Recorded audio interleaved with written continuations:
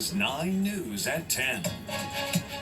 Thanks for joining us at 10. I'm Kelly Sanchez. There are no shortage of words to describe someone like Donna Britt, a legendary broadcaster who lived in service to our community, a warrior who bravely battled ALS until her last breath, and a mother who loved each and every member of this community as much as her own children. Today, many of you and many of us here at Channel 9 gathered to say one last goodbye. Britt shares some of your stories about the quirky, kind-hearted, and lovable Donna Britt.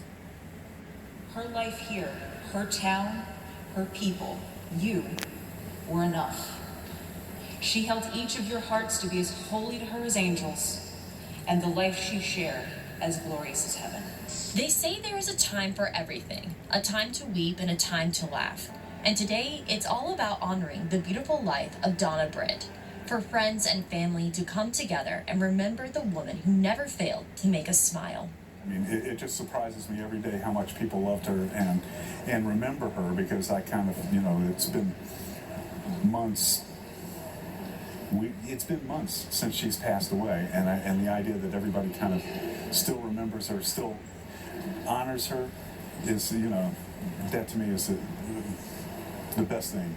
At First United Methodist Church, laughs, songs, and memories fill the crowd.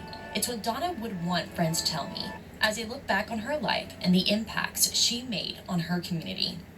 Donna was like the most beautiful, the most wonderful person in the world, and there's no other Donna. Donna supported multiple charities throughout the Capital Region, including the Salvation Army, volunteering at Progress Elementary School, but she was also a strong advocate for breast cancer survivors, as she was one herself, and of course a strong supporter of ALS awareness. I'd like to see everyone start to treat ALS as a living thing.